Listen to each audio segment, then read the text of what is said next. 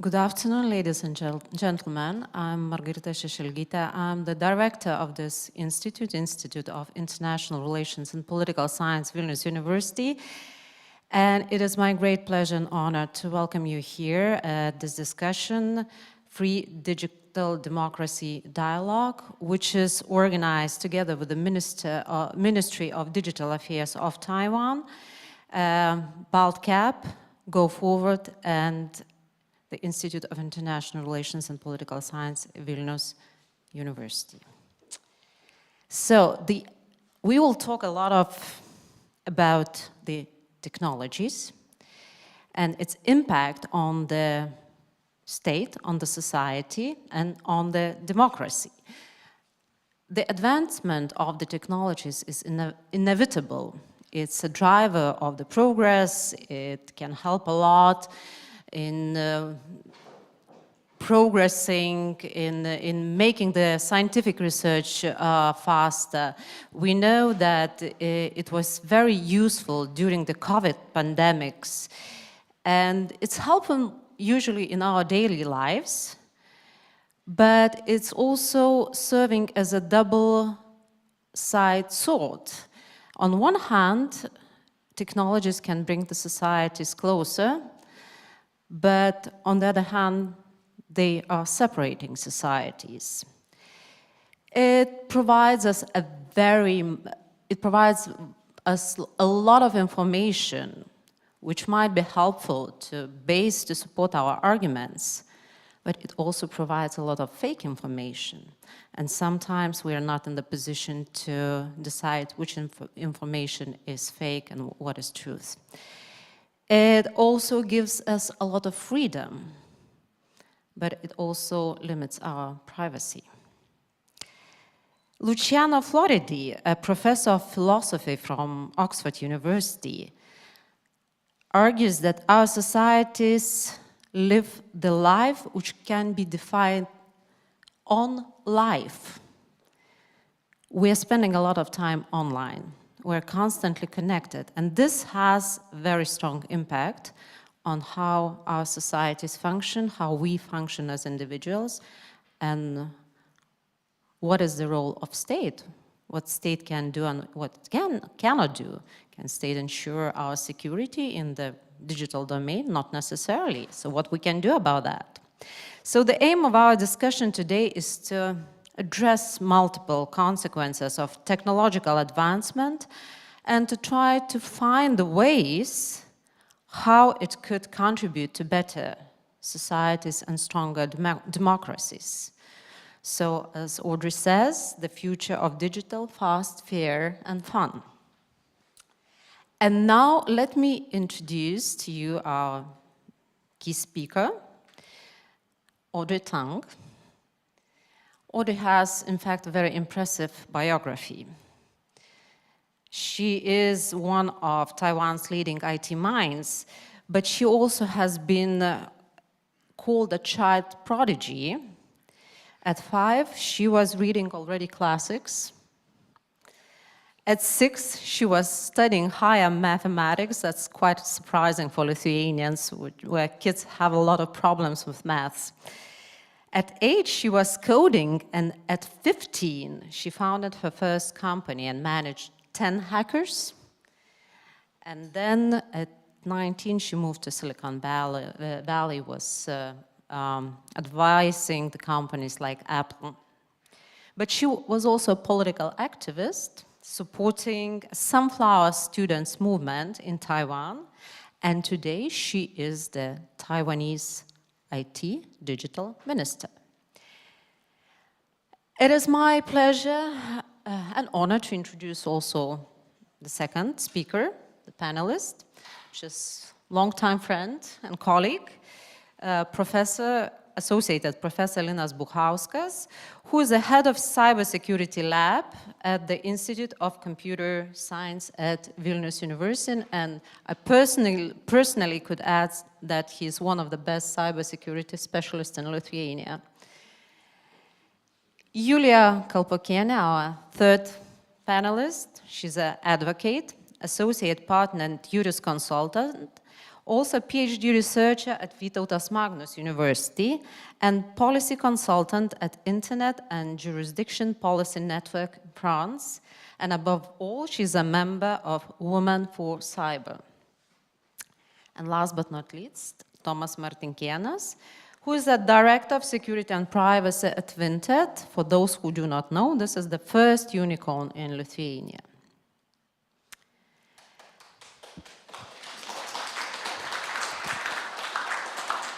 So first of all, I would like to give a floor to Audrey. And Audrey, you argue that technology can build trust and curb fake news and strengthen democracy. And we already chatted before we came here that what we can see at the moment, quite reverse trends. We see a lot of fake news. There is growing distrust in state institutions. There are a lot of manipulations with data, and moreover, democracies in general are more vulnerable vis-à-vis autocracies, which use their openness as vulnerabilities to inflict a damage on the democracies and to affect their political processes. So how come technology can build trust, curb fake news, and strengthen democracy? What we should do with technology to empower it to do this? Thank you for the great question. I'm the Minister for MODA, the Ministry of Digital Affairs. In Mandarin, in Taiwan, 数位 or digital is the same word as plural. So I'm also the Minister of Plurality. The IT is another word, so I'm not the IT minister, I'm just the plural digital minister. And this symbolizes our take on the digital futures, which is about collaborative diversity. That is to say, democracy itself was once a radical experiment. Democracy itself was once an applied social technology about how people come to common understanding and decisions together. And so in Taiwan, because we had our first presidential election in 1996, it's already after the Wild Web became popular. So for Taiwan, democracy and technology, not two bunch of people developing, but the same generation of people. So we think certainly when I was 15, I dropped out of junior high school and founded my first startup in a series of startups. We already start to think, why do we only have to limit ourselves to the very low bandwidth democracy? That's to say every 4 years, very high latency, like one ballot and with like 8 candidates, that's just 3 bits per information every 4 years. So it's a lower bandwidth, higher latency way to come to common decisions. So we apply then the technologies for conversations, for people to start petitions together, for grassroots movements, for participatory budgeting already in the 90s. In fact, the public squares that was built around that time, like the PTT, which is like Reddit, is an online forum, is already more than 25 years in history now. It's entirely open source. The source code is public. The governance shared, no shareholders, no advertisers. It's firmly in the social sector. And once we have such real town halls, like built by town people, not some nightclubs, we can then build our democracies around such town hall conversations. So in Taiwan in 2015, there's a concerted effort to look at the emerging challenges that you listed caused by technology, like Uber X, so for the sharing/extractive economy, or Bitcoin, or Airbnb, and many other things, and basically ask the collective intelligence to chime in, to voice our opinions, our thoughts around it. Now, interestingly, because there is a town hall on the digital square, people discovered, unlike other more antisocial social media, there's no polarization, because in such pro-social social squares, we pre-commit to list as agenda only the ones that are rough consensus, meaning people who reach good enough consensus, they're tolerable of those ideas. So for example, in the Uber case based in 2015, 2015, the taxi drivers, Uber drivers, union members, passengers, and so on used this collaborative democracy platform called Taiwan to discover that no matter their faction or ideology, everyone agrees that surge pricing is good, but not undercutting existing meters. Insurance is good. Empowering local rural places, co-ops is good, and so on. And this is something like all of our people discovered. We all agree with our neighbors on pretty much everything. But if you only look at the more antisocial side of social media, you would think that the polarization is all there is. So these unlikely consensus surfaced out from those different political ideological factions. We pre-commit, the ministers pre-commit to talk only the 10 most likely consensus as created by this crowd intelligence. And then Uber now is a legal fleet in Taiwan for quite some years now, but it also most importantly empower the local unions and co-ops and so on for ride sharing, for a more flexible arrangement. We have then applied this to many, many different topics, among which pandemic control, disinformation, and troll control, and so on. But I think the core remains the same, and that if we make a democratic space with more bits per person contributed, it is actually possible for AI to behave as an assistive tool to the collective intelligence for crowdsourced agenda setting. That's my initial remark. Thank you, thank you. Now I'd like to ask the panelists to react to that, but there is one thing that was very interesting for me from the political science point of view. So what are you suggesting?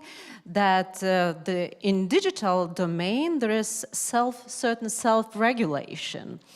But I would argue contrary, saying that, you know, we have two logics in that domain. One logic is private logic, which is driven by profit, and another logic is logic of state, which is driven by fulfilling the social contract. And can these two logics be compatible, or it is impossible and we have to regulate this? The PTT is situated within the Taiwan Academia Network. So in a sense, it's an extension of the campus. Its governing body calls itself the Bulletin Board System Club of the National Taiwan University. So it is a student club, so to speak. So it is, I guess, neither the profit-seeking logic, nor the state censorship or surveillance control logic. It is the logic of a university. That is to say, independent thoughts, debates, arguments, but without selling out, right, to any particular bidder of our attention. In Taiwan in 2016, in our forward-looking infrastructure bill, we say things like PTT, like the open data pipeline that connects the civil society's measurement of air pollution level to our National Academy's analysis of such pollution. If we connect those data pipelines together, it qualifies as our infrastructure. It is worthy of the state investment, the same sort of investment that we would invest to a physical bridge that connects the Taiwanese islands. And when we build such bridges, again, it is not about state control. It is about fostering facilitative communications. And this year, we changed the public-private partnership bill, so now it qualifies as public construction. So we can actually get a lot more impact investors, social entrepreneurs, and so on into this space. So I would argue that it's neither of these logic, but rather it is a logic of academia and of shared commons. And cooperation, of course, of various multi-stakeholders. Linas, what are your thoughts from the cybersecurity perspective? So is it possible to, have these two logics and to have the shared cooperative perspective and ensure security? So I'm coming from technology area where usually we kind of think in terms of how nice algorithm did I make it, how nice experiments I did, how fast I can sell it. Yes, so this is the main logic that drives computer scientists. And in order to sell it on, I don't know, for someone, you usually have to prove that your algorithm or your developed software is capable of doing certain things. But when it comes to general population, let's say, if I am the user of a system, should I trust the system that has been built by unknown people? So should I trust software or in kind of all the technology that is driving all the software by some organizations that are kind of in a different regulation domain, which is not Europe, which is not United States, which is not, I don't know, Taiwan. So for example, how can we try to protect ourselves from, even in open source, you mentioned open source pipelines, and how we can protect ourselves from what's called pipeline or chain supply chain attacks, and how to do it? Where do we trust each other? So that's a very important question we have to ask ourselves, and we as researchers, so I'm basically representing researchers, so usually what we try to do is we look into, is it ethically, the software is behaving ethically? Can we not go beyond certain ethics? Can we still provide certain services for a community that is still making sense to the general population? So that would be my answer. So of course, when we talk from profit perspective, that's probably someone else should tell us. Mm-hmm. And I'd like to give a floor to Julija, and Julija is a lawyer, and trust is usually built by, first of all, regulation, good regulation. Can this area be regulated? Do we need regulation in this area, or it should be just a free area and it's gonna work by itself for better good, for common good? Well, with regulation and new technologies, it's always complex. Do you regulate before you fully know how this technology can be applied and what potential it has? If you regulate it early, it will not reach its potential, and you may not get the results that you could have had you not regulated. If you're too late in regulating, or you don't or fail to apply the laws that are already in existence to the new technology, then you risk violating human rights and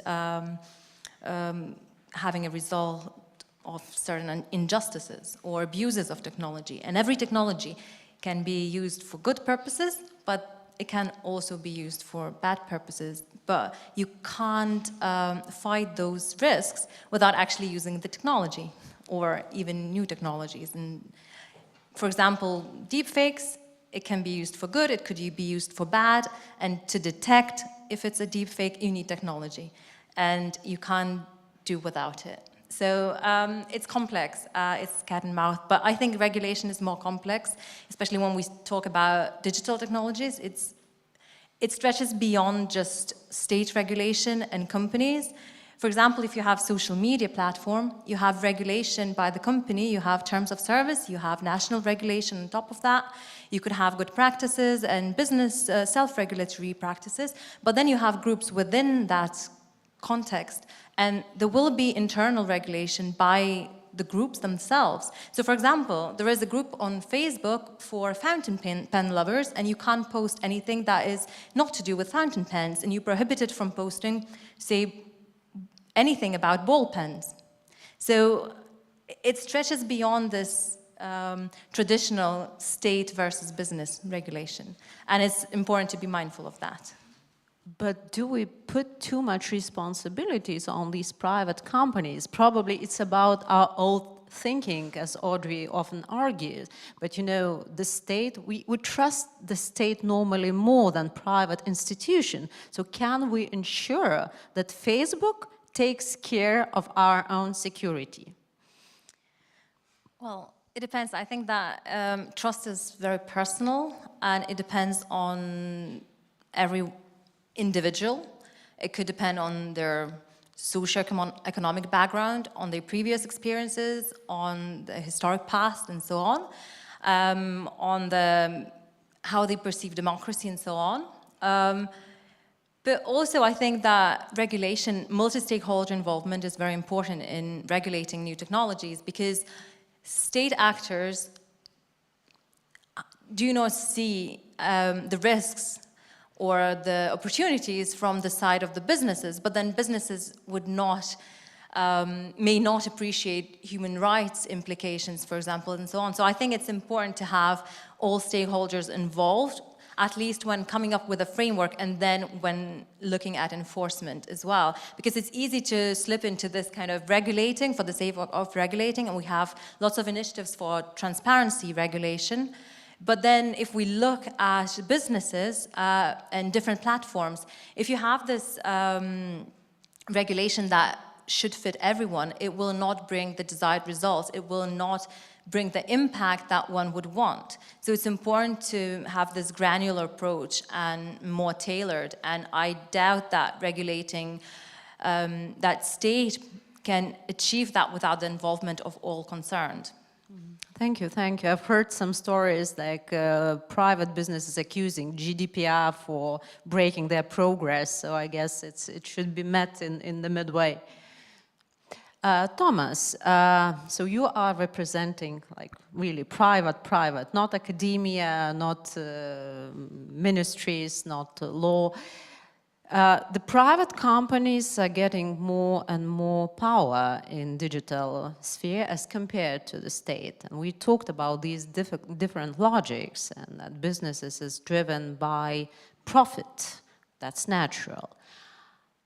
How important the security and security of your clients, security of people is in your company's strategies when compared to the drive for profit, because it's natural for the organization. And what do you do? And do you consult the external stakeholders, invite them into discussions how to ensure these security, how to ensure security? Yeah, thanks for the question.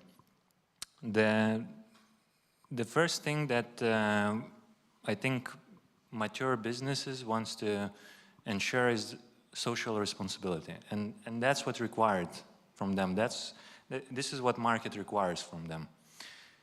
And social responsibility is kind of wide, very wide angle. It has different angles, and in our business spectrum, we try to understand those, and it starts from sustainability and goes to privacy, security, and other aspects of it.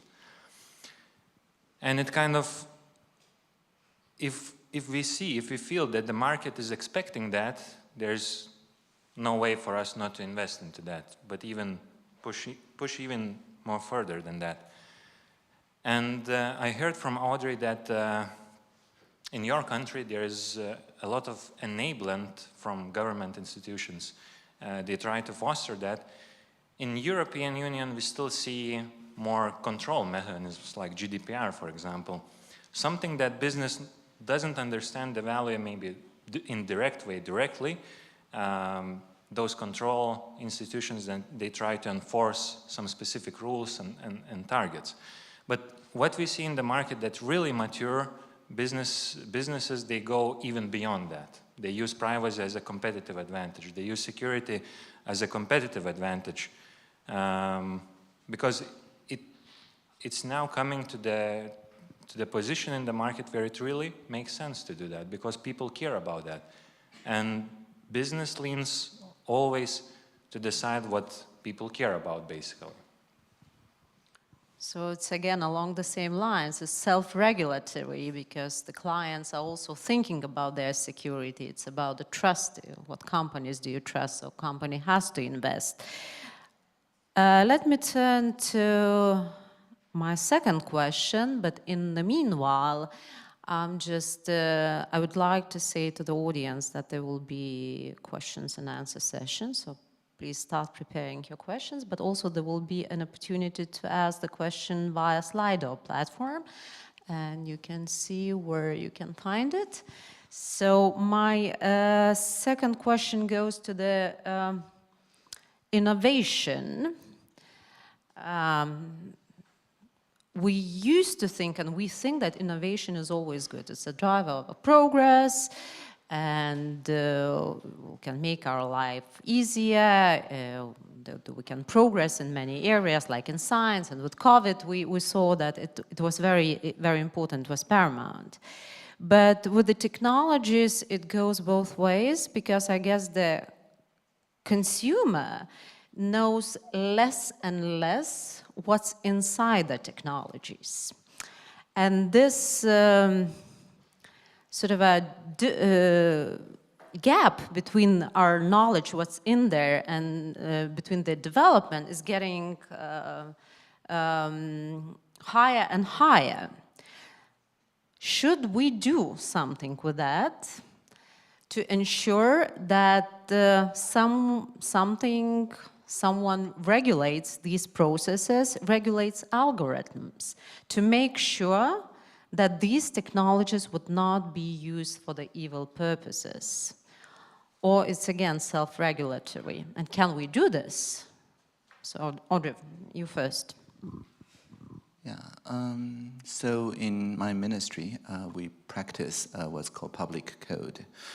It's a actually European idea, right? Started by Free Software Foundation Europe, that says the infrastructural code, software code, that powers, say, the democratic process and so on, need to be visible just like legal code and not restricted by copyright or other so-called intellectual property protections, because it's on top of which those private sectors grow. But if people's ability to understand, to be informed, and to appeal in those underlying infrastructure is taken away in the interest of trade secret or patents or copyrights, then it creates, as you said, an opaque gap between the citizens who are no longer citizens, but just consumers.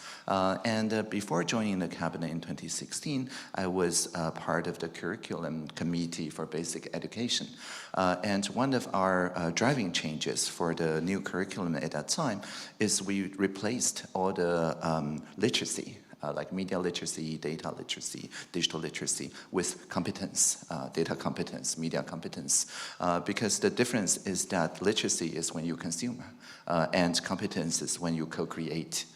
So we want the basic education, of course, lifelong education and so on, be the point where people get acquainted with both the legal code, but also the algorithm code that powers such infrastructures, and that they can tune those code, hack the code, to run a local modification, to fork the code.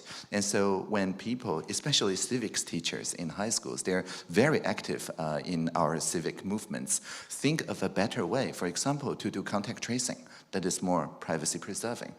Their idea end up becoming the national implementation. For this is both self-regulation, like people who care about privacy, design a privacy first design, but also the state's role becoming an amplifier of the social sector, social contract. But if the social sector is unable to co-create based on the shared assets, that is the shared source code and legal code and so on, then only the private sector will have the ability to do innovative contact tracing and so on, but they have their own aims, right? Their own profit motive. So I think what I call people-public-private partnerships, where the social sector sets the norm, co-create the norm, the public sector amplifies the norm, and then the private sector just implements the norm, I think is a better alternative when it comes to competence, not just literacy, when it comes to the digital age. Thank you very much. But I guess the role of education is paramount in that perspective, because you have to know what to demand. And we were just chatting about new app, ChatGPT, how it can be used for good purposes to reinforce your argument, but also could be used for evil purposes, like giving in the fake essays written by the artificial intelligence and making the life of professors terrible.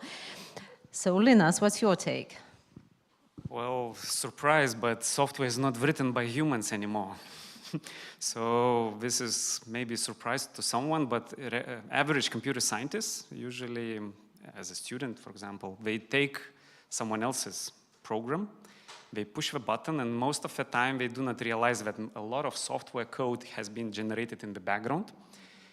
And in many, many ways, sometimes those who are not willing to learn how everything works, they are not willing to learn to learn how everything is structured, how the security works, how inner protocols are working, most of the time they have very surface knowledge about it, and then they kind of bake these products very fast and very quick, relying on the security or relying on the services of others. And then it is basically a matter of time when we get mistakes. You can imagine this is like a cake, many layered cake. This is, okay, it's very delicious. So it's a cake of software layers. And imagine on a basis, you get a mistake somewhere, or security mistake. And many ways, even public software can be damaged. It could be even commercial software can be damaged. In many ways, there has to be some kind of protocols, how and agreements with a general software community and also population, how to kind of solve these mistakes, how to solve these problems. And getting back to computer scientists who understand everything, there are no people who can build now from the scratch, you know, very elaborate systems. Most of the time, it is, from my opinion, I observe this kind of layered architectures, and that also gives instability in the future, I think. So. But what is your solution from the technical point of view? Since I'm in academia, so my task usually is to, you know, not to allow students to give me something which is generated, yes. But if it is generated by computer, so sometimes you can ask some simple things, you know, how you want to crack it, what are the possible ways to go into the software and how to manipulate something inside. So in this case, my take is usually that I try to kind of to ask person to go deeper into the technology so that they understand fully what we are doing. It's not like just pushing the buttons. So that would be for everyone. I would recommend, even if you have a ChatGPT or whatever software which is AI generated software, or I don't know, poem or image or anything, it's not a creation. It's just a statistical average of all the poems or statistical average of all images that has been fed to this machine. So that's, okay? Yeah, but you have to be quite knowledgeable to understand these things.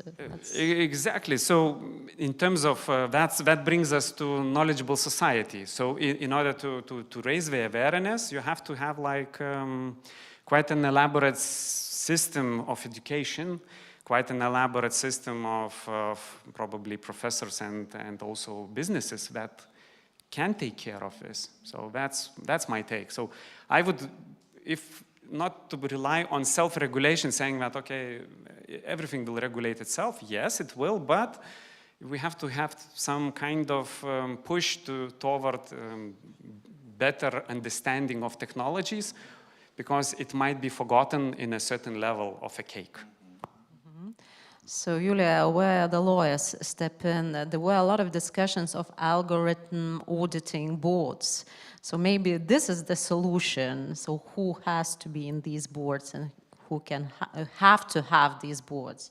Yeah, following on the previous discussion, I would agree that education and awareness building is key. And I think that it's important to educate and raise children to be inquisitive and then to make sure that we don't rely on technology blindly, but we ask questions and check it. And we have examples even in the legal field where technology and black box algorithms may have been relied upon too much, and they have brought negative results. With auditing, again, we need to understand what's there if we want to audit it. If we have someone there just for the sake of having a board, it will not bring any results. And again, if we have a multi-stakeholder approach, then perhaps you could have some sort of good practices and then regulation that is meaningful, and then audits could follow. But it's important to understand what is the aim of all that. If the aim is to punish, or the same institution audits and then issues fines, maybe that's not the right approach, because policy and may change with political changes and other outside factors. So I think auditing boards for the sake of themselves is not the answer, but they could be used as a piece of a jigsaw to achieve good results. Thank you, thank you. And Thomas, so do you use practices like these to avoid the discrepancies in multi-layered cakes? And would you like to have an auditor in Vinted? Algorithm auditor. I know that there were some instances like big companies were hiring the academics to do this business for them. Yeah, but I would go with a different example, maybe. You mentioned, Audrey, that it was mentioned that you were consulting Apple, and this business model regarding Apple is that it says basically we will take care of your security. You as an end user, you don't need to care about that. We are here to help you, just trust us. And it's our like marketing slogan, and so we are fully responsible for that. On the other hand, we have, for example, open source operating systems that works from totally different angle, and we say that it's fully open, everyone can look into it and check whether it's valid or not what this machine is doing. But the emphasis, I think, here is on the choice. Until the end user, customer, person has a choice how to organize his technological life, routines, practices, etc., it's basically all good. It's how it should be, I think. But I think we all mentioned the factor of education. And once again, those like business that take social responsibility into account, they usually take into account educating the customer. What is the process? What is being done behind the scenes? Why it is so? Why it isn't that way or another way? And education factor to the children and all the ages above is very important. But now I'd like to ask you a tough question. So, well, there is socially responsible businesses, big companies who take this into consideration, want to gain the trust of the customer. But can we be sure that there are no companies who are not interested in that, and then they are misusing this and that thereby endangering the societies?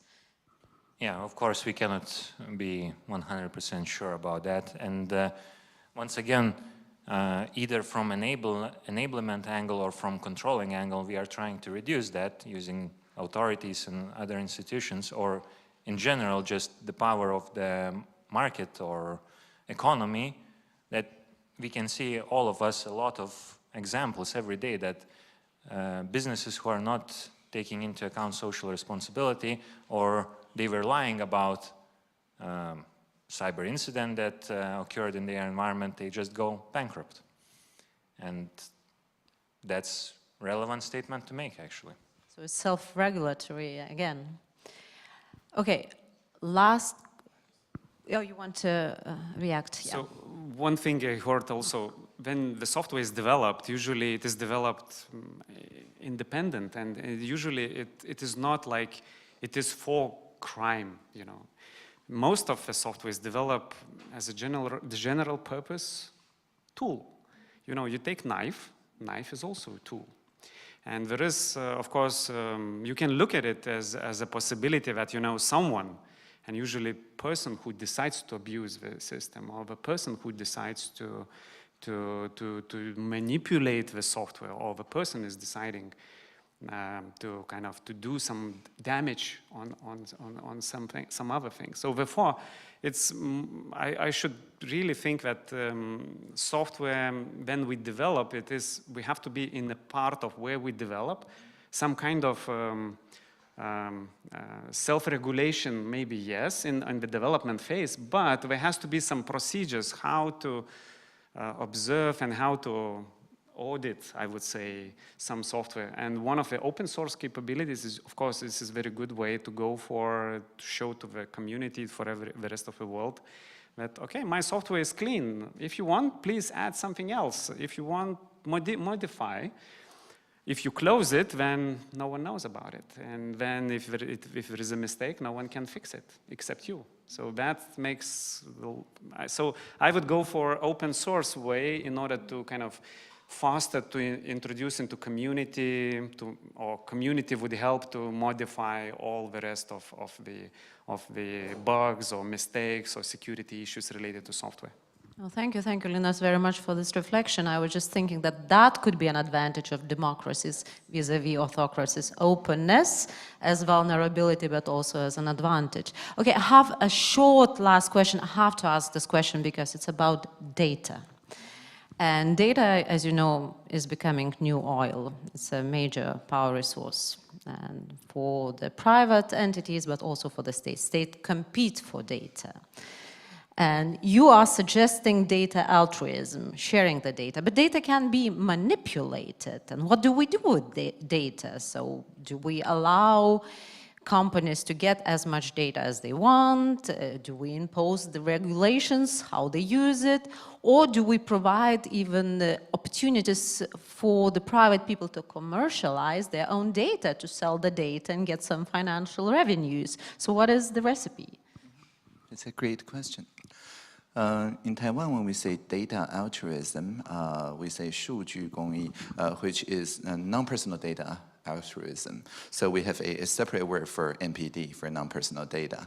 And then another word, 个人资料, 个资 for personal data. And these are like totally different words.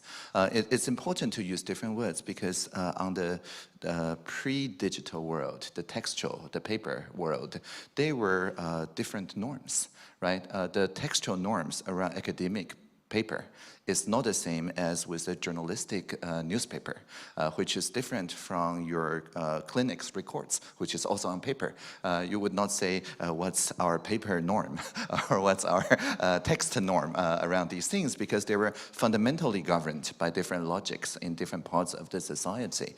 The challenge of the data age is that once it's digitalized, there is this temptation to go beyond the norm in which that it was collected, and to use it in another norm altogether, which may seem totally natural to this part, to the application part, but totally unnatural for the collecting part. And that is the root of many tensions that intersects those different worlds of norms.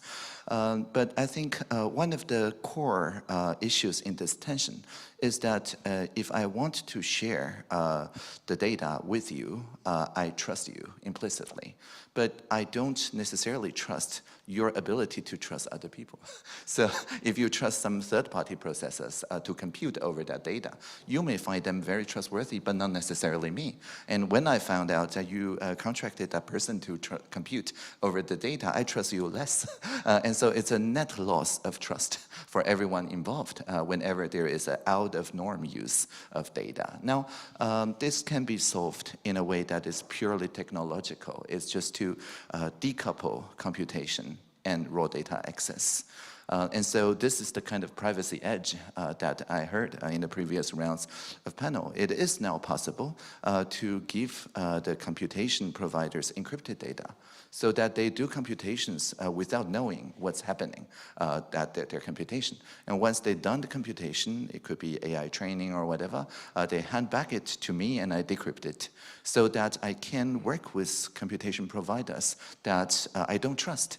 But I can trust them to, for example, provide computation when all the submarine cables around Taiwan are cut, right? And this is important for communication resilience and for many things. So I think there are ways to use encryption, to use cryptography in a way that enhances the societal norms around paper and text so that it's perfectly replicated in the realm of data.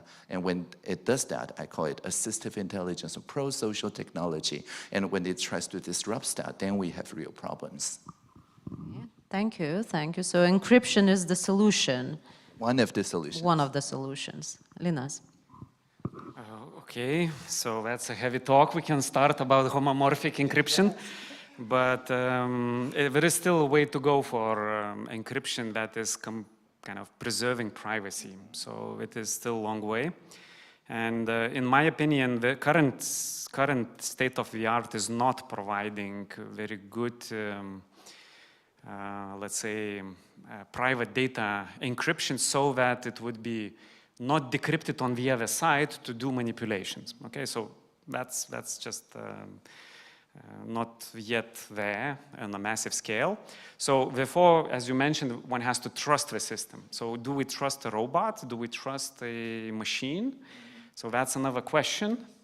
But if I trust the machine, and I think what's important, and which is already missed quite a lot, is what is called, I'm not participating in the whole business chain, as with my private data, with my behavior on the network, I do not participate. Someone else is gaining money for me.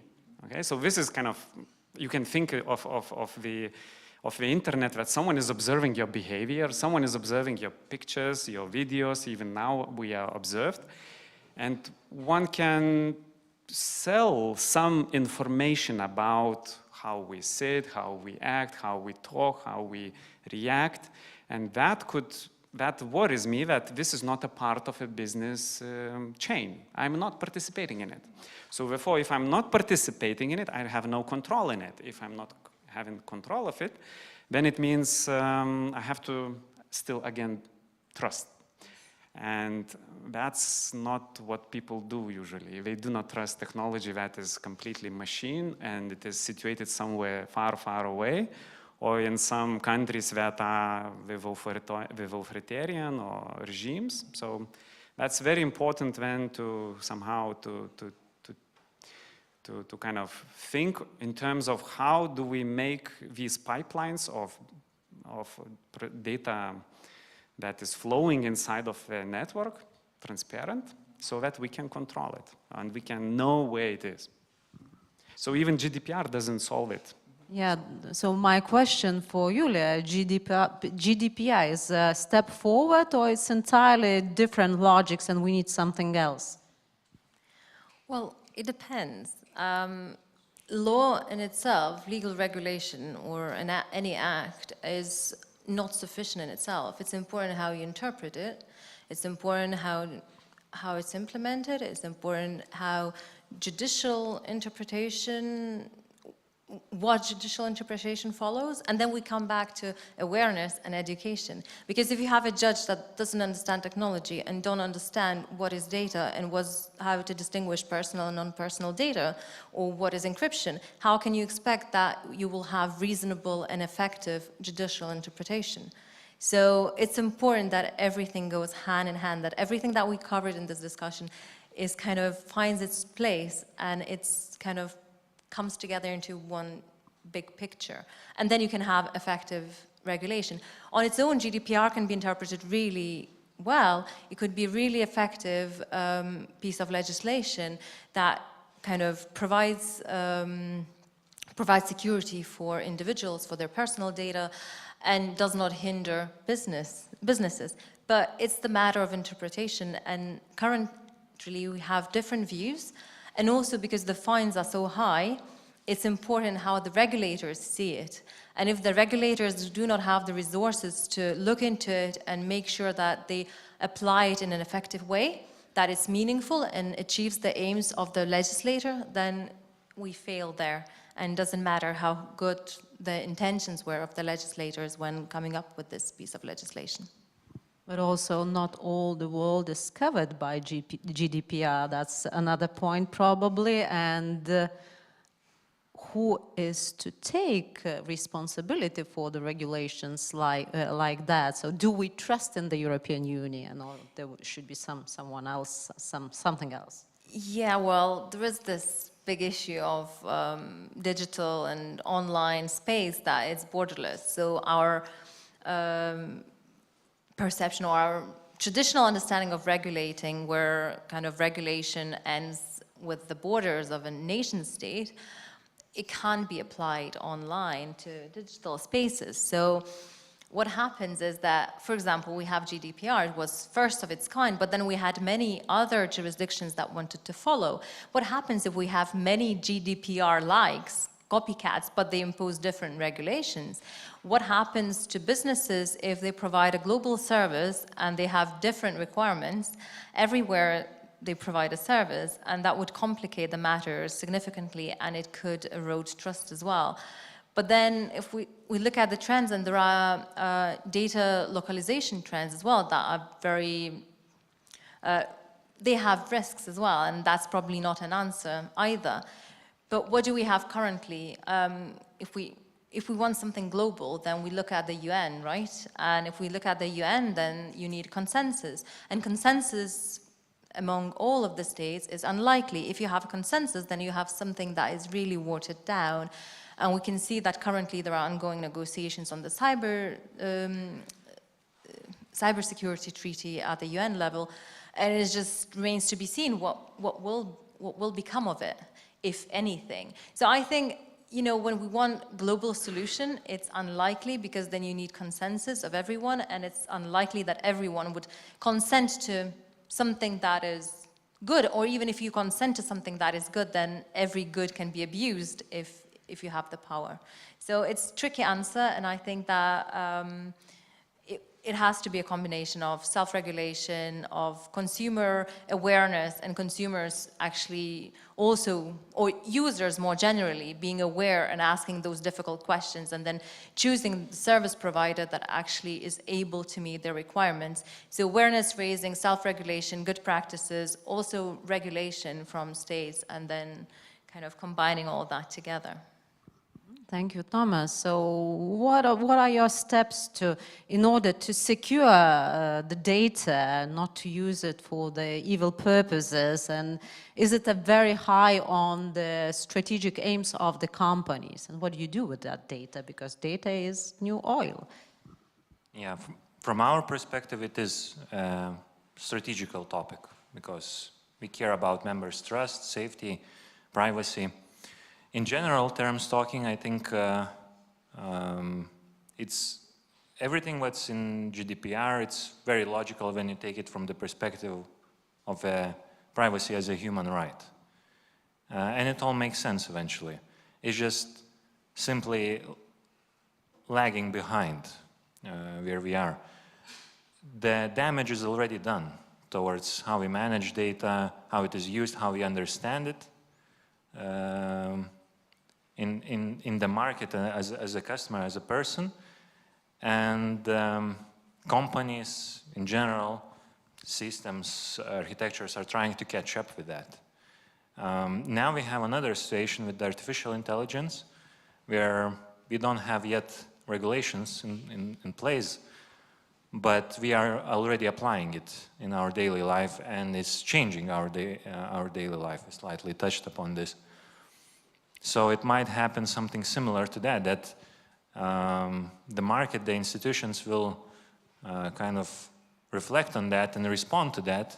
It might be simply too late, and there should be actions that we can all do as a society to move from reactive to a more proactive phase, and everyone should contribute to that. In privacy area, it's something that people should be aware of their rights and use it strongly where they can and where they should, and show that. But can the companies, private companies, do it proactively, explaining, educating the society? Because typically society does not reflect upon that.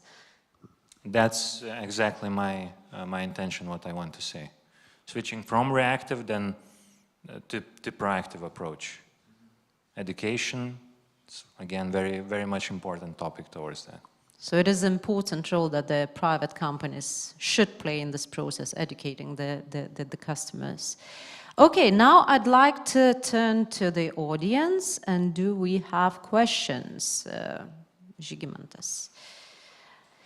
Well, I would ask to introduce yourselves, and yes, it is say from which institution. Yeah, everyone knows Žygimantas, but anyways. I'm a former student of this great institute, one of the first graduates, together with Giedrius. So we are kind of old folks, old freedom fighters, who feel kind of uneasy with this discussion. It's too much about the future. We are from the past. And I will explain why I say it like this.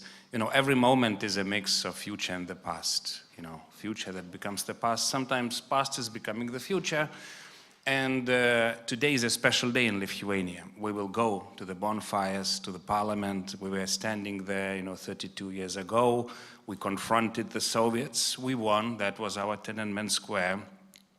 And 15 years was kind of okay, I would say, till Bucharest NATO summit. We've been marching forward. We've been killing all those Soviet viruses in our bodies, in the bodies of others. But something happened in 2008. I would say, and we all say it, and we see it reading Freedom House reports and so on, that for the last 15 years, autocracies are marching. And actually, interestingly, it coincided also with the revolution of technologies, because stupidly, democracies, sorry for this language, of course, were sharing all possible technologies with autocracies, were empowering them, despite, they were killing freedom and democracy and human rights. Just business, please. So we are kind of healing our European friends from doing this mistake with Russia. Last year was the big heal, big waking up. But the rest is doing it with China, Taiwan including. The biggest partner is China.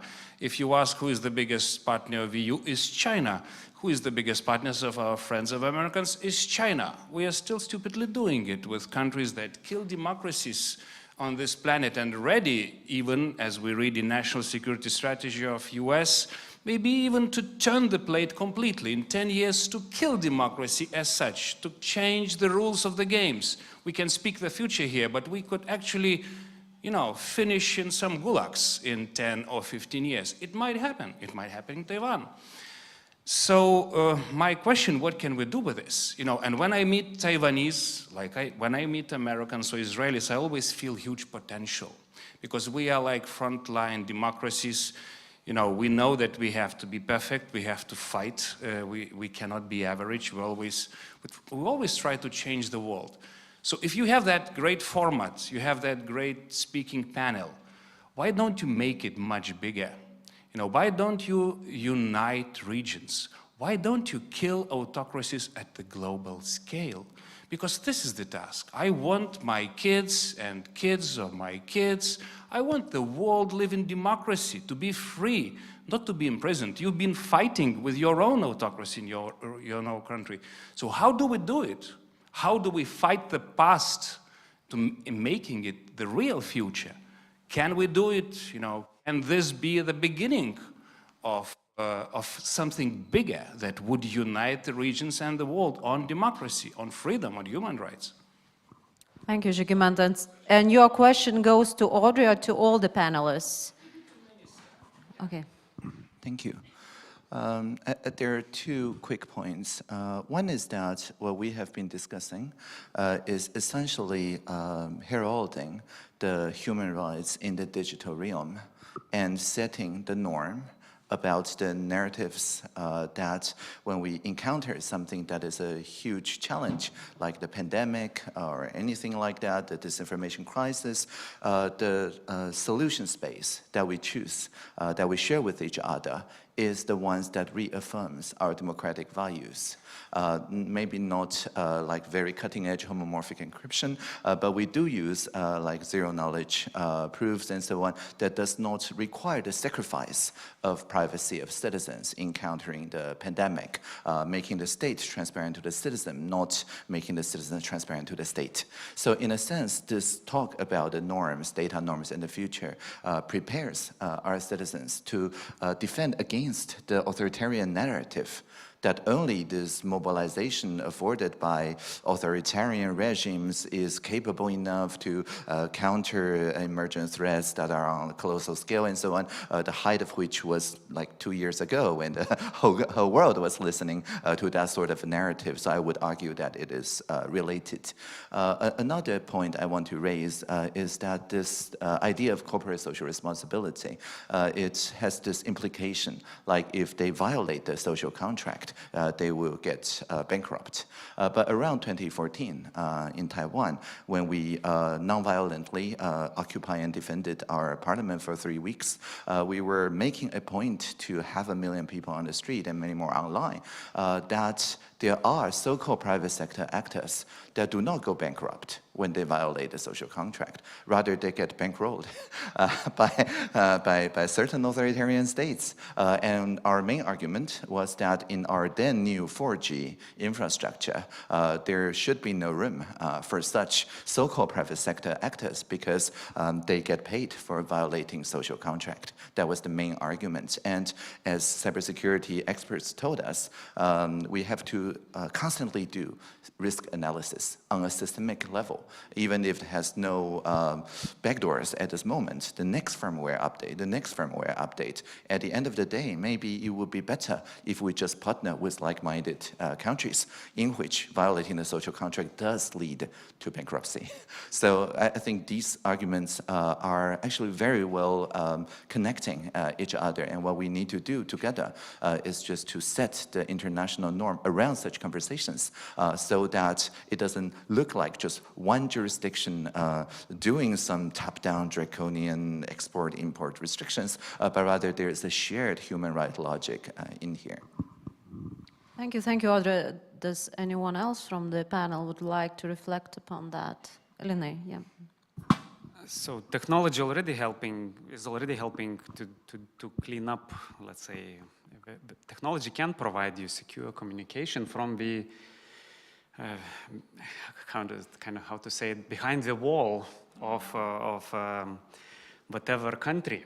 So it also can provide communication if you are completely disconnected from the internet, as we have already technology that allows to communicate over satellites. And so it means if we kind of think very carefully, I think and we kind of join our force, I think we can win at the end. So I would be much more positive on technology because it may help to clean up all this mess. So. Anyone else? Okay. Julija? Yeah, I'll just interject very briefly. As I said before, new technologies poses risks, but they provide solutions to those risks as well. So I think it's important to utilize the technologies that we have for the good to make sure that we provide the tools for those that, for example, are oppressed or are unable to live in a democracy to actually access the information, access the tools to then be able to also achieve the aims that they want and to live freely. But what I hear, it's openness is the key word in all this process. So not be too shy to be open, because it's also an advantage, not only a disadvantage. Do we see questions from the audience? I have a couple on Slido, but we'll go with the audience and then we'll turn to Slido questions. Hello, my name is Julia, pronounced she, her. And I have a question, maybe not directly related to democracy per se, but it's still part of IT, and my question is how to deal with burn downs. If there is a way to get over the feeling of disempowerment or being disheartened from a failure of your project. Because some statistics, well, they say that up to 90% of startups, they fold. But is there a way to push through if you have taken part in quite a few of those projects that didn't make it? Last startup I was part of was on responsible social entertainment, and I was the lead for about 9 months, and I started full of energy and adamant to do good. But after that, I just don't see a desktop computer as a place to do work, or maybe just shopping tool and some entertainment consumption. So should one still focus on IT and startups as a career or try something else? Thank you. It's a very particular question, but I guess it's relevant to many of you here. I can start. So, from my, I think with startups, you said that some amount of them are going bankrupt. That's the way children learn to walk. So you have to bankrupt something in order to learn how not to bankrupt. So I think it's okay to have this experience and be kind of, you stand up again and you walk and you try to do it again. And that's rigid, how it's called. You have to be rigid for these things. You have to learn how to survive after this kind of failure. So that's one thing. Another thing related to startup, let's say, success. Sometimes startup success is just a matter of randomness, and sometimes startup can be just too early because there are no supply of customers around, because customers are not trained to do some things, or possible customers are not trained to do so. So I think it's just a collection of randomness that, or some kind of pure luck that can also be very much empowering these startups and creation of startups. I'm reminded of my favorite Leonard Cohen quote, and I quote, "There's a crack in everything, and that's how the light gets in," end of quote. In my own experience, admitting that I'm pivoting, that is to say, it just failed spectacularly, to the community is the most healing thing that I can do. In all the projects that I started and helped started in the open source community, you often find me writing postmortems, writing the reflectives on how the projects may or may not have reached its potential. And every time I write those postmortems, I receive like thank you letters, right? People who genuinely learn something from this pivoting experience, so that I feel like it's no longer personal. So even this burning out itself is a resource to the community, and that helped me to recover so much quickly, because that is a healing energy from the community, understanding that you have shared, so that people do not, fall the same way that you did, maybe some other way, but some unique way, but it will add to the solidarity of the community, and that is the important part. Thank you. Thomas, Julia, it's okay, we'll leave it here. So I have a couple of questions from Slido platform. So first of all, does public availability of facts solve the fake news society polarization problem, given human tendencies to cluster into data filtering tribes?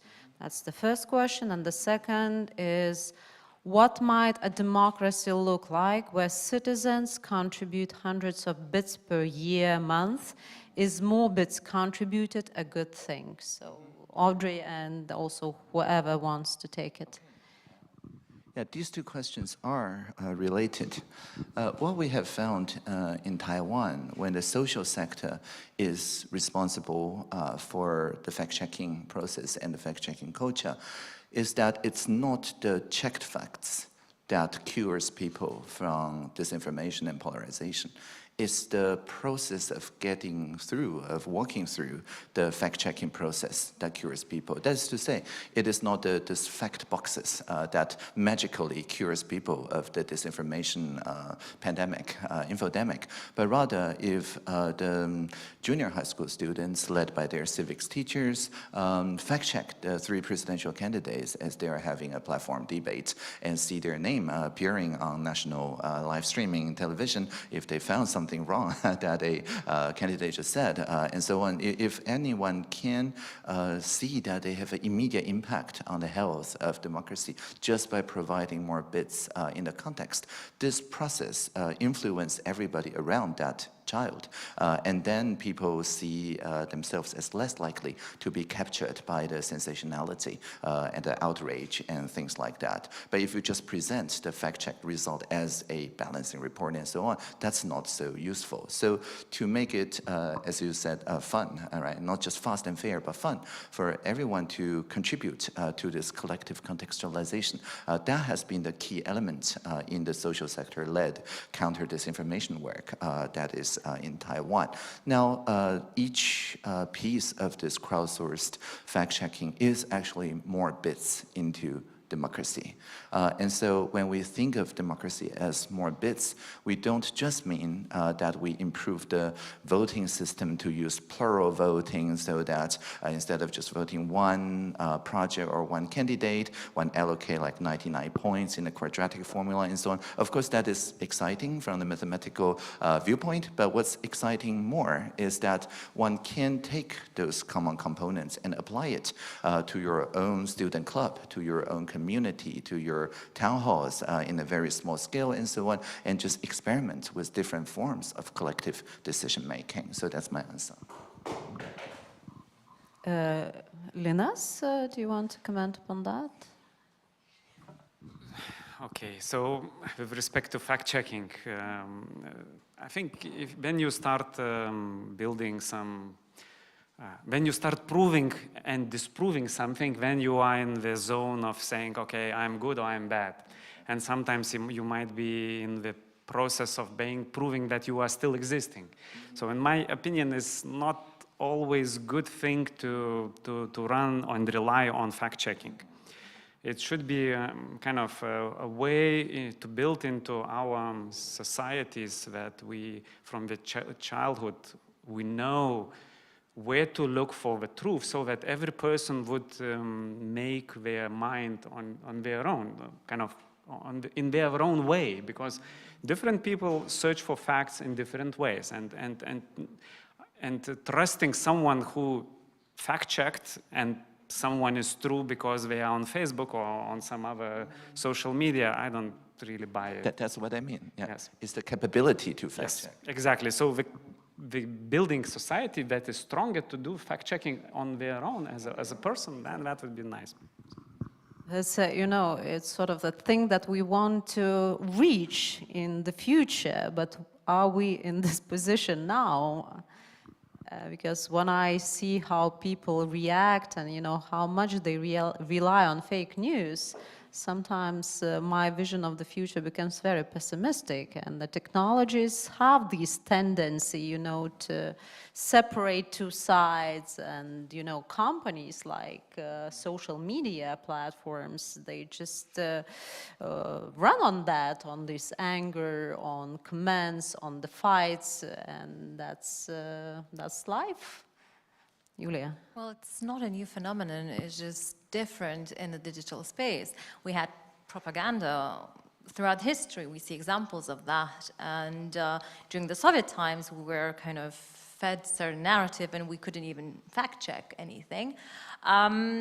So I think that it's important to have this inquisitive society to make sure that individuals have this critical thinking and they ask the questions. You will always have certain amount of individuals that are susceptible to fake news, or that they choose to believe because it's better, it gives them security or whatnot. But as long as you have or you educate individuals and they ask questions, the more questions they ask, the better it is. You have more likelihood to actually have enough individuals that haven't fallen for fake news. Do you have the problem of fake news in private companies? How does it affect you? It happens. It does happen. But starting from basically the decision you make as a person to the decision you make in your business area, it all goes to the very root of the facts you are capable of finding, analyzing, identifying. There's once again a balance to that, like open source intelligence, on which society is making a lot of effort towards in, and if somebody has ever checked that, analyzed that, they know how much energy people are putting towards that to understand really what is the root cause for one or another area, which is maybe not that clearly represented in the media. So that said, basically, being critical to the information you are receiving is mostly important. And yes, for sure, as a society, we never faced such a huge risks related to that, but we never had such a great tools to fight with that. So it comes to that how we are using those tools. Thank you, Thomas. I saw Žygis is having another very tiny question, but you need a microphone, I guess. Yeah, look, just a proposal actually to minister and to director of this the greatest institution, the greatest diplomacy and political science school in Lithuania. You know, freedom is not for granted in this world. You have to fight for it every day. And when I see natural leaders of this process, you know, from Taipei and Vilnius, you minister, you Margarita, why don't you create out of this event a format where next year we see Americans, we see Ukrainians, we see Belarusians, we see Israelis, whoever wants to create this, okay, I will use the format of NATO of free digital democracy. You know, group of countries or communities that would, you know, have a mission. They exactly know what they want to do. Because if you leave it just for the market, if you think that it will self-regulate, no. On the other side of us, like my good old friend Senator McCain was calling, we have mafias who are running gasoline stations, and they have a mission to kill us, enslave us, occupy us. We cannot just wait for it. Can you create a regional or global format out of this wonderful event? Margarita, that's also a question for you. So are you commissioning as Žygimantas to do this? So we need a bit of financing. We have a beautiful auditorium, very smart students, so we can contribute. Yeah, definitely. I think in the past few years, we've seen many international NGOs working on the sort of the work that you mentioned. They were maybe based in Hong Kong and so on, and now they're all relocating to Taipei. And well, people who were doing such things in Hong Kong, many of them are physically in Taiwan now, and we're giving them a international platform, a forum to continue to have this conversation and maintain a, I say, active engagement to their culture, even though they're there physically, not there anymore. And it's not just Hong Kong, there's many other nearby jurisdictions as well. And because this is my first visit abroad as Digital Minister of MODA, I found that here there's very similar dynamics going on, like mirror image of the Taiwan-Hong Kong situation. And the thing that impresses me the most is that the people who are taking a new life here as the Hong Kongers in Taiwan, they care even more about democracy. Instead of just focusing on the private sector businesses, some of them actually very successful.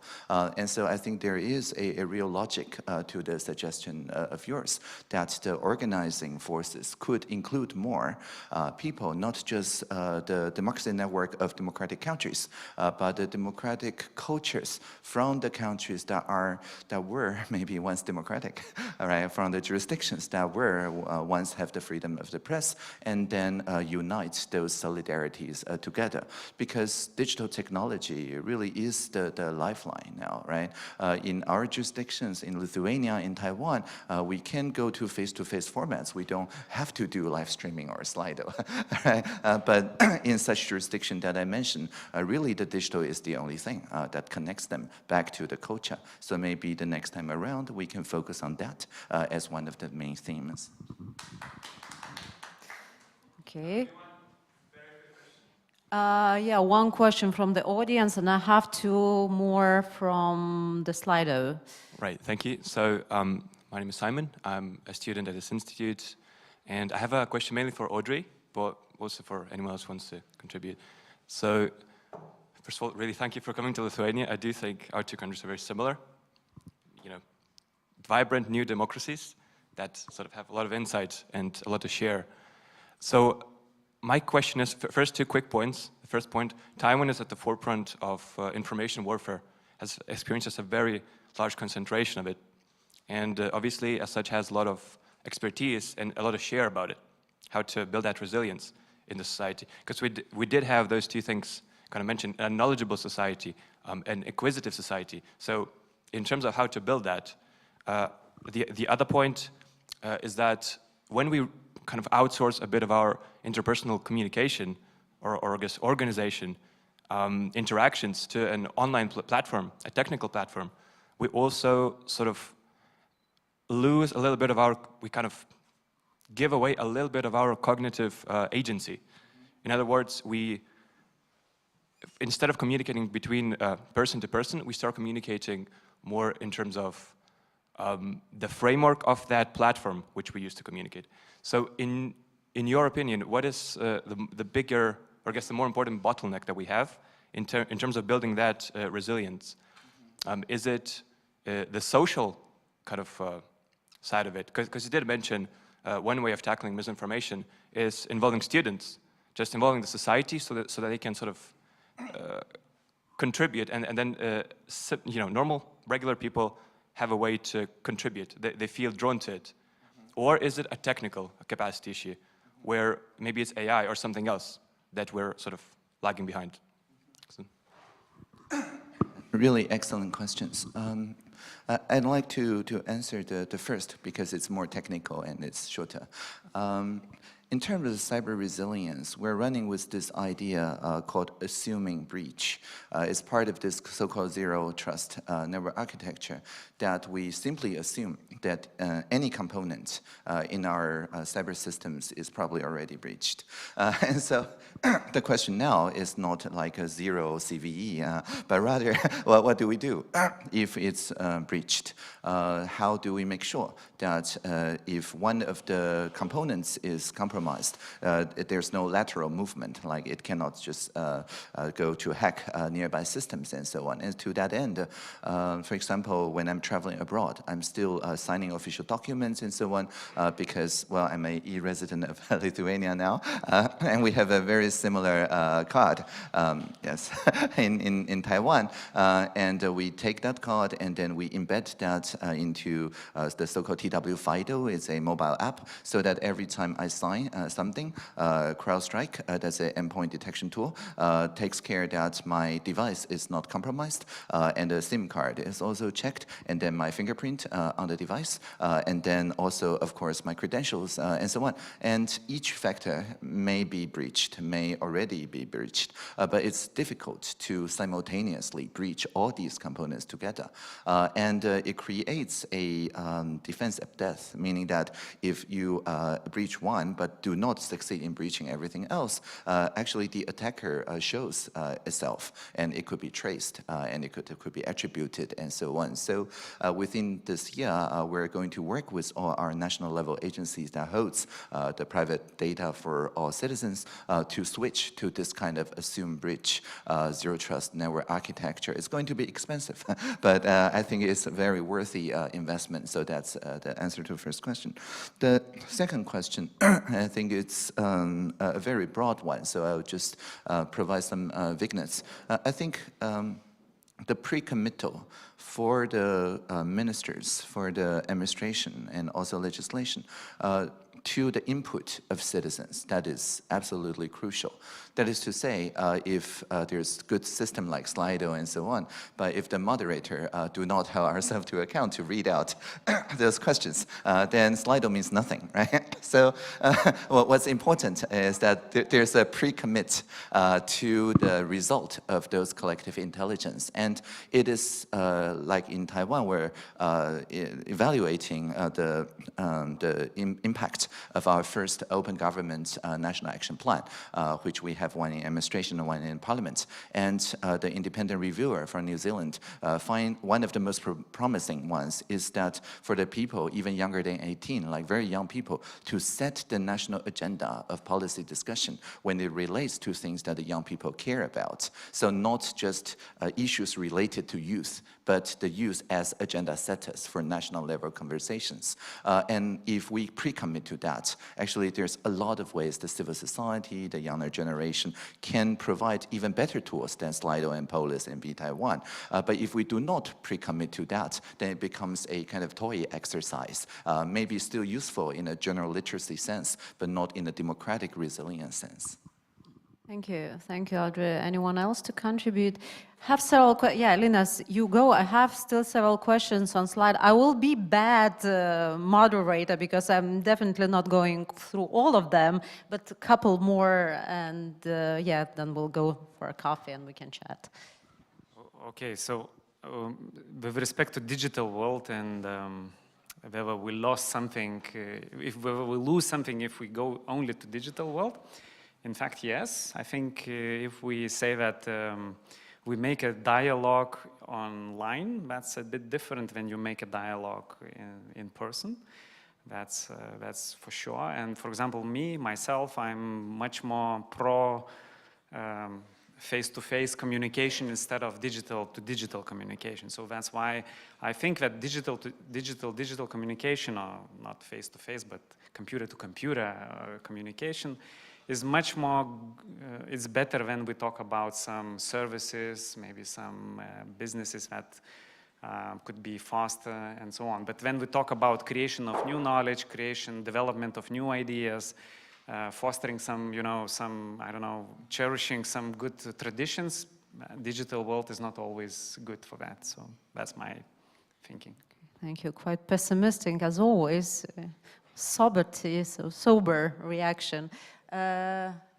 Julia and Thomas, your reflections. Yeah, just quickly. Yeah, well, research shows that at least some individuals perceive their interactions with others online or in the digital space differently, and hence we see a lot of abuse online, right?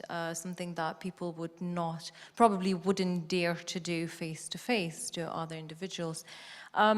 So it's learning to live with that and to tackle those risks, and also educating people as well, that even if you do something that you wouldn't do in real life, maybe you shouldn't do that online because it hurts others. And I think awareness and making transparency about the impact of online abuse is very important, because once it's public, it may reach the perpetrators and they may change their ways. So that's important as well. But also, as always, we saw during the COVID pandemic, digital communications opened a lot of doors and enabled us to function as a society and carry on during the pandemic. So it can provide opportunities, but then also it takes away something as well. So I think it's important to use both face-to-face and digital and combine them and use it in different instances to achieve the best results. And also manage expectations of what digital is capable and what not. Okay, two last questions, quick questions. First of all, what are other ways of building and keeping trust in society apart from private data encryption? So you said encryption is one of the ways, so what are the other ways? And the last one, do you have any thoughts about how zero-knowledge proofs can be applied in digital democracies? So that's it for today. So during the pandemic, I alluded to the contact tracing system that was invented in the civil society by privacy advocates in Taiwan. I will describe in some technical detail because that's the only way to talk about zero-knowledge proofs. So it's very simple, really. You go to a convenience store or really any venue. It has a QR code. And underneath the QR code, there's this 15-digit random code. These two are the same. And then you either manually text this 15 digits to 1922, which is the central epidemic number, the short number, which you can call to basically voice anything that you want to our counter-pandemic measures to be listened by someone with a lot of empathy. So it's the support line. You either tweet or SMS that 15 digits to the number, or most people just use their built-in camera to scan the QR code, which pops out the built-in built-in SMS sender with 1922 already filled in and the 15 digits, and with a line of text that says in GDPR-inspired terms that data collected this way will only be used for pandemic control and nothing else. And so all you have to do is to scan and press send. But what goes on here is quite different from most track and trace methods. The 15 digits random code can be generated by the venue itself. So your telecom company knows nothing about which venue you have visited based on that number. And your telecom company doesn't hand out this number to the state or to the epidemic control either. It just stores it like post-it note for 28 days and then it deletes it. And because the telecom company already knows your phone, so it's zero knowledge in the sense that it doesn't learn anything about you that it doesn't already know about you. It's under the same norm as telecoms.